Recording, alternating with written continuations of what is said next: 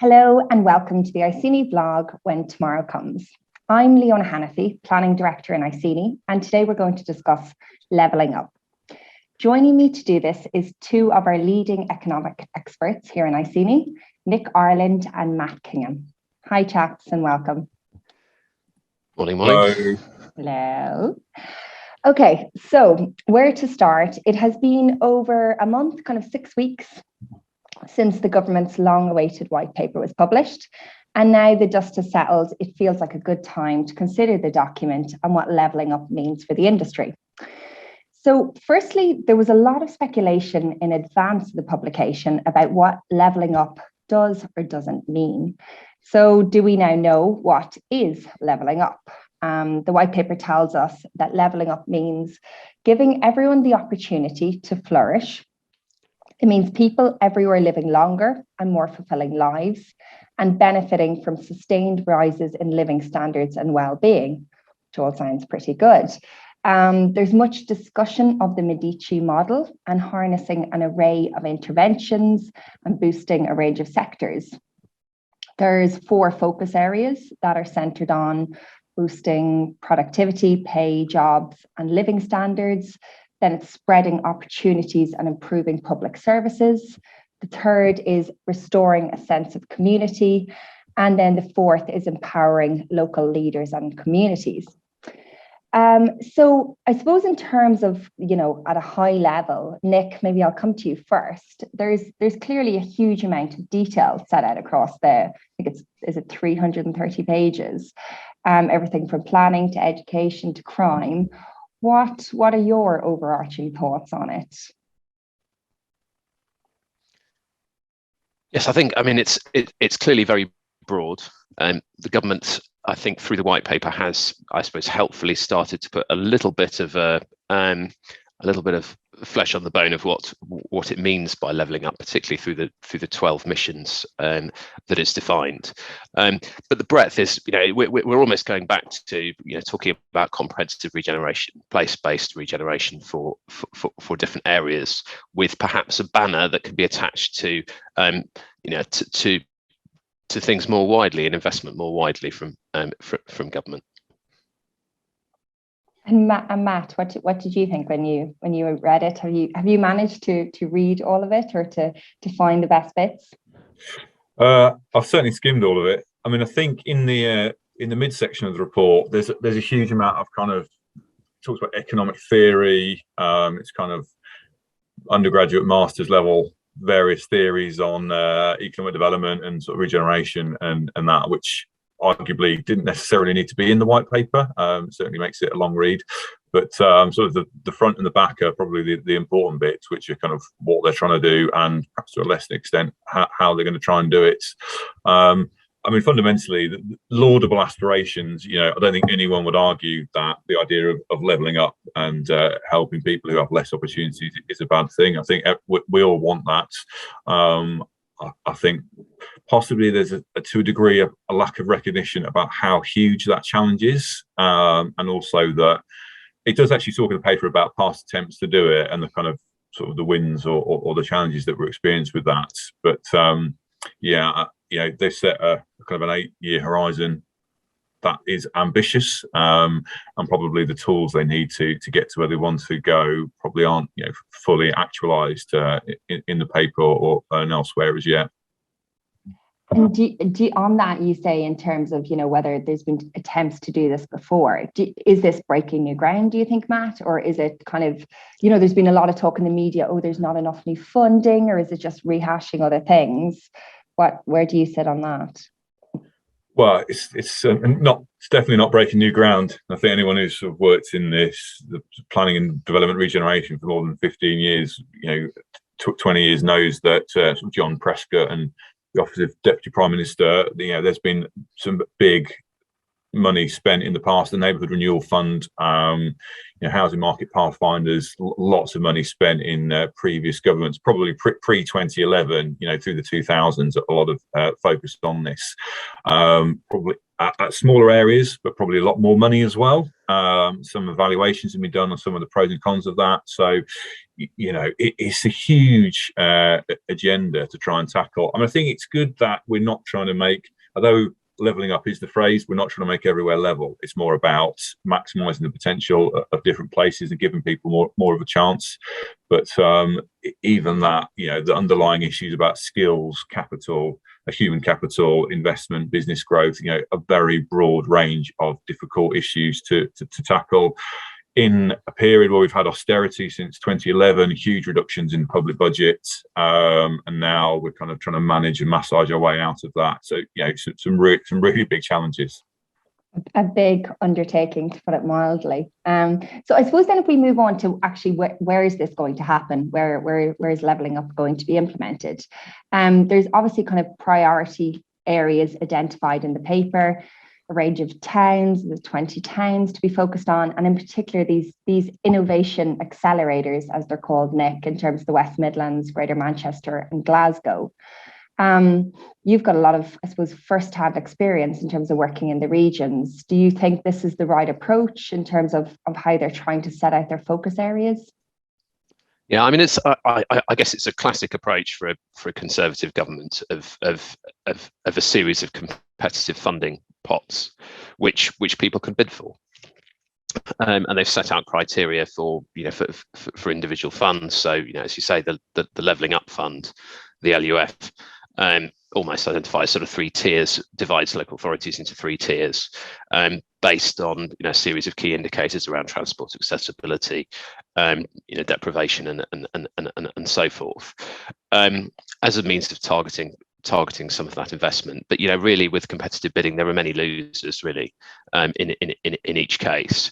I think equally, when we look at the transformative regeneration in 20 places, where it does feel like the volume of town centres across the country that are seeking to change in response to the growth of e-retailing and other structural changes in how we shop.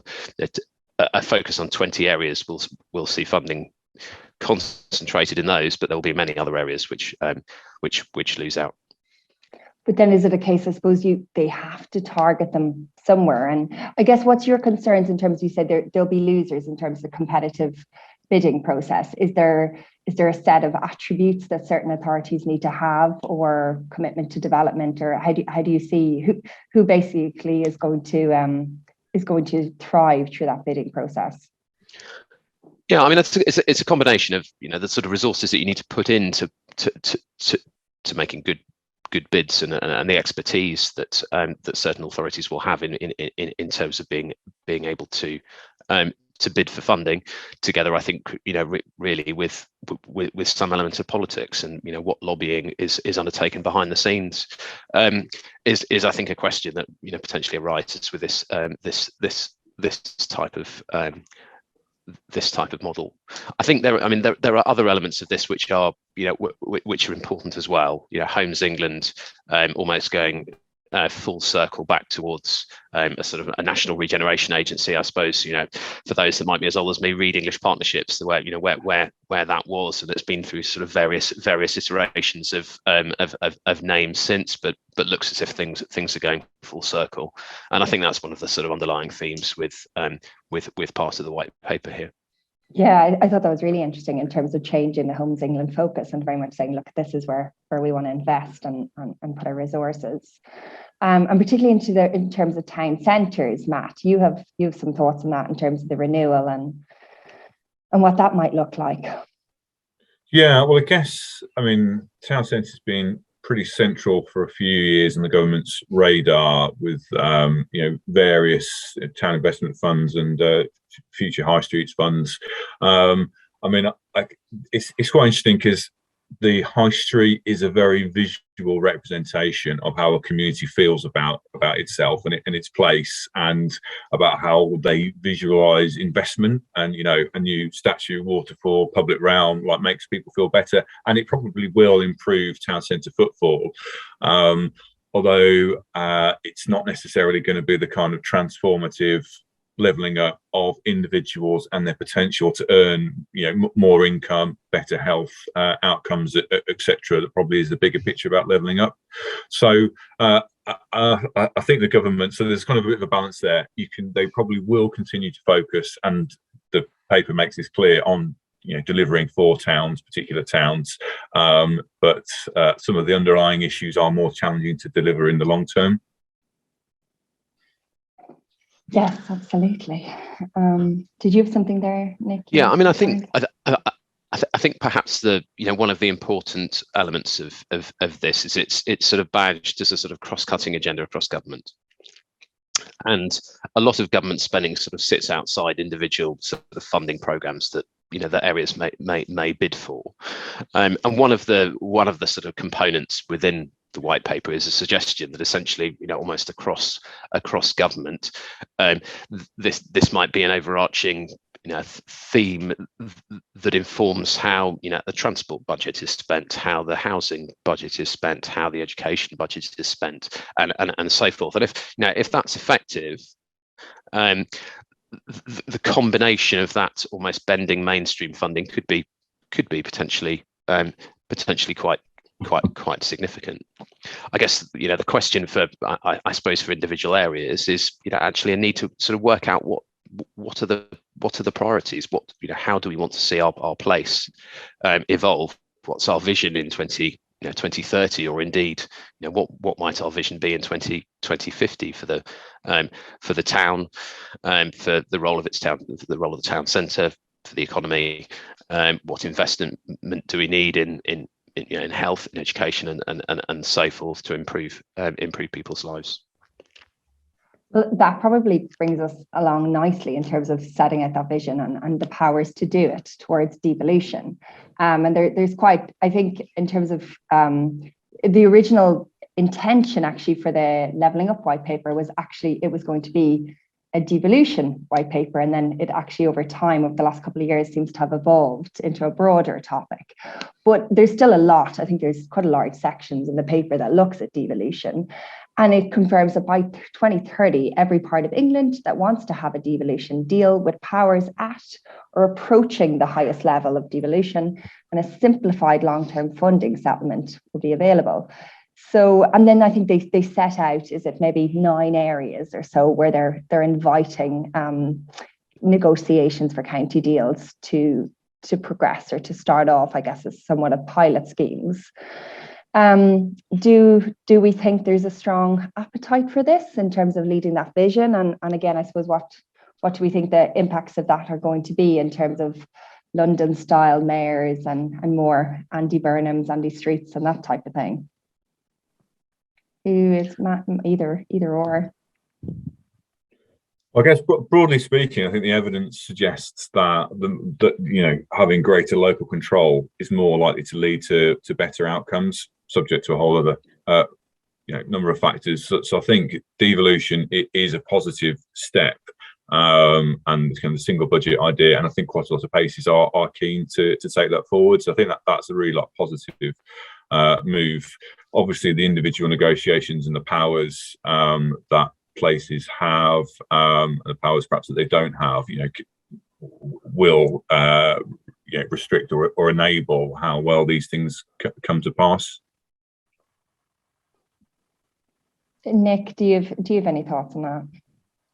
Yeah, I think that's right, and there are clearly some opportunities in that, in negotiations around county deals or devolution of responsibilities. The interesting thing there is actually working through what for an individual area, what are the priorities? What do we really need or want in terms of additional additional powers, responsibilities, resources, and that may be different in different in different locations. There isn't necessarily a one model fits all, and that's the case with devolution at the moment. The combined authorities in different areas have different responsibilities. In the West Midlands, planning doesn't fall within the responsibility of the combined authority. In Liverpool City region, it does and is working up a spatial development strategy. There'll be core areas which are important everywhere. Transport, is probably one that sits within that. And I think the other interesting question there is as you roll that out more widely, are there areas where the politics perhaps becomes more challenging? Areas where there's a functional area that may sit across some different political parties, different political affiliations, and how that works in terms of a mayor that potentially sits above above local councils in some instances. Great. Watch the space to see how that comes forward. So, and I suppose that's all about who's going to gain from it. Like a lot of things in life, it's the question then is there someone who's going to lose out as a result? And I suppose a lot of this has been kind of London and the southeast versus the rest of the country. Now, the paper does try to make clear that this is not about making all of the UK the same or pitting one part of the country against another. Nor does it mean dampening down the success of more prosperous areas. Where, Matt, do you think there's going to be losers from this, or do you think that obviously has to be yet to be seen in terms of how we understand the funds work and what the future looks like? I mean, as you say, in theory, that the obvious losers would be some of the London and the southeast. I mean, and I guess because broadly speaking, it's at local authority level, not at kind of town or neighbourhood level. That the overall strategy is you don't get like some of those nuances where you might have deprived areas in London boroughs clearly, but they might not be treated in the same way as due to the overall kind of position. I think one thing, perhaps both Nick and I have worked with a number of authorities across the country, but including Oxford and Cambridge, who are kind of, well, firstly, the Oxcams arc and the spatial framework is now kind of falling by the wayside, and then there's sort of the move away potentially of R&D spending from some of these areas. I mean, they've been massive drivers of growth in recent years, particularly around healthcare, life sciences, with the pandemic really accelerating demand for space in those areas. So I guess, it's not clear exactly how that will pan out, and it's hard to imagine that they won't continue to be highly successful places, but there is probably some risk that, there could be some slowdown and transference with public investment going to other places. Yeah, I suppose that's the question. Is the arc well enough established that it doesn't actually need, any further government investment? Nick, do you think, I know there's been a good bit of talk made about this and the fact that, well, they didn't say anything about it. But actually, is it already well mobilized that it will still keep advancing? Yeah, I mean, I guess, the arc's really a bit nebulous. Can be a bit nebulous in terms of how it's developed over time. Government looked as if it was going to take a stronger role in driving forward an agenda for growth within that area. Originally, sort of a framework set out by the NIC. And then through, I suppose, government's preparation of or suggesting that it was going to prepare a spatial framework, that just looks as if it's been partly put in the particularly difficult box, and so we see I suppose a return to individual councils collaborating as happens in many other sub-regions and areas across the country. Key bits of infrastructure, east west rail and so forth, will hopefully still move forward. The detail of government's sort of future role in that area is a little bit less clear. Yeah, all to be confirmed, isn't it? And on that point, I suppose, in terms of wrapping this up, the kind of last question is almost what next? We're obviously expecting, in order to increase powers, a levelling up and regeneration bill, which is to be set out, according to media reports and MPs, in springtime in the next round of the Queen's speech. there's been a good bit in terms of the planning media that this is going to incorporate some updates in terms of planning changes, because the previously proposed planning bill seems to have fallen by the wayside. Matt, what do you think in terms of next steps or what's to come? Yeah, I mean, I think the tangible outcomes will try and get a focus. So the town centres will, and there's been further announcements on funding for sort of town centres. I think we'll probably expect levelling up fund round 2 to arrive at some point. We've kind of had round 1, and that will be more competitive bidding that we were talking about before for places, business cases being put forward. Who's next on the list, what projects are kind of oven ready. So they're probably the short term things. And Homes England has probably been grappling with a new agenda. And I think we've had discussions with them as they've been trying to refocus their priorities around this.